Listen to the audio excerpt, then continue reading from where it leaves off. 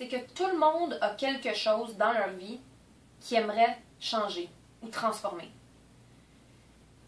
Quelque chose que toute leur vie ont eu de la difficulté avec ça, ou toute leur vie ont voulu accomplir ou transformer ça, c'est comme une barrière, comme c'est impossible à changer. Est-ce que ça vous est déjà arrivé de décider que aujourd'hui, c'était le jour que quelque chose dans votre vie allait changer? Comme c'était clair, c'est aujourd'hui que ça change. Là, vous vous êtes peut-être même fait une liste de tout ce qu'il va falloir que vous fassiez pour que ça change.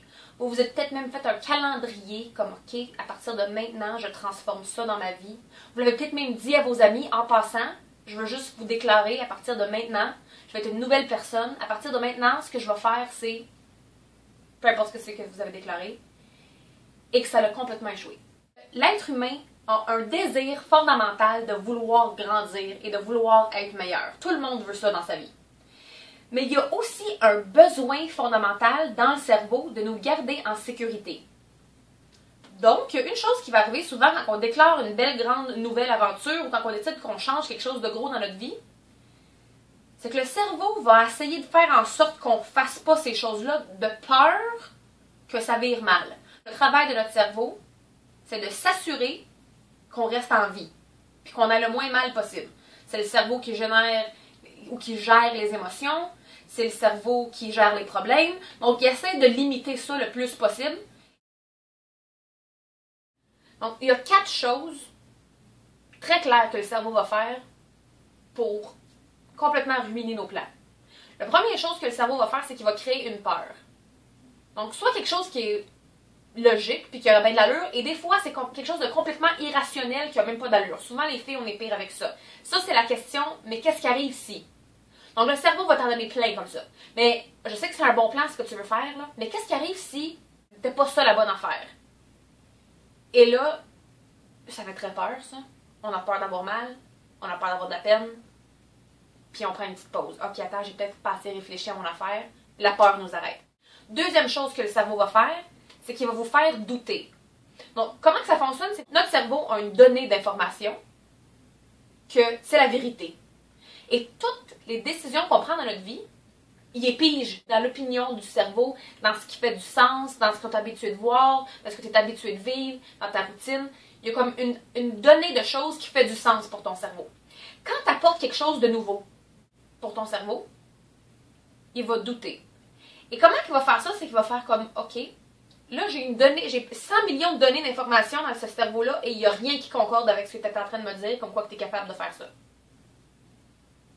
Qu'est-ce qui fait que tu penses que tu es capable de faire ça?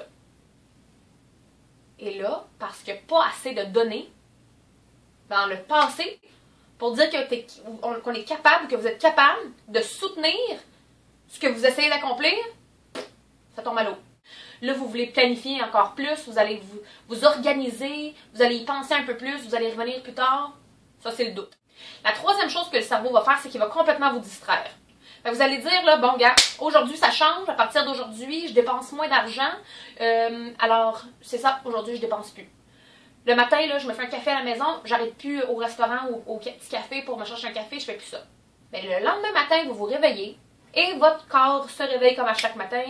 Il s'en va comme à chaque matin au restaurant. Il commande un café comme à chaque matin. Puis un coup qu'il a fini de le boire, il réalise qu'il avait dit qu'il ferait plus ça. Et parce que c'est souvent quand tu as fini de boire le café que tu réalises que tu n'étais pas supposé de le boire.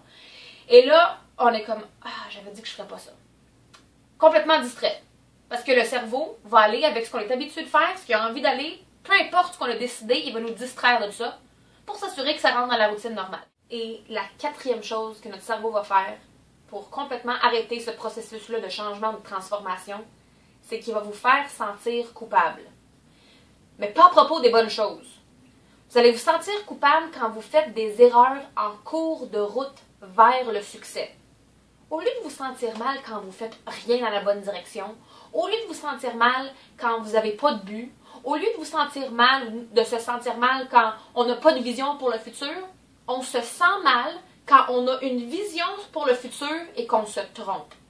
Et là, on va venir faire une connexion entre se sentir mal et notre but futur. Et ça vient construire un sentiment vraiment désagréable dans notre système. Et inconsciemment, on va aller lier le mal ou la peine avec le but final. Donc, pour tous ceux qui ont eu mal en direction vers leur but puis qui ont lâché, c'est ça qui est arrivé. Une petite erreur en cours de route et là, on se sent coupable. Ah, j'avais dit que je ferais pas ça. Là, on se tape dessus et c'est la pire affaire. Et de se sentir mal comme ça, au lieu de voir du progrès puis OK, on a dérivé un peu, on repart, on voit, ah non, là, il faut tout que je recommence. Et c'est ce sentiment-là qui démolit complètement notre plan de match. Ce qui est difficile, ce n'est pas d'apprendre des nouvelles choses. C'est de prendre cette information-là et de faire ce qu'on a dit qu'on ferait avec. C'est ça qui est difficile. Ce que j'essaie de vous dire, c'est que votre opinion, vos pensées et ce que vous êtes certain et clair, qui est exactement ce que ça vous prend dans votre tête pour réussir, c'est probablement, exactement, ça qu'il ne faut pas faire.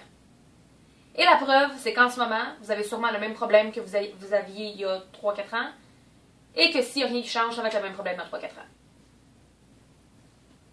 Donc, si vous voulez vraiment faire un changement dans votre vie, ce que ça prend maintenant, c'est d'aller à l'extérieur de vous pour aller vraiment chercher les outils que ça vous prend pour transformer votre vie complètement. Puis vous êtes à la bonne place pour le faire.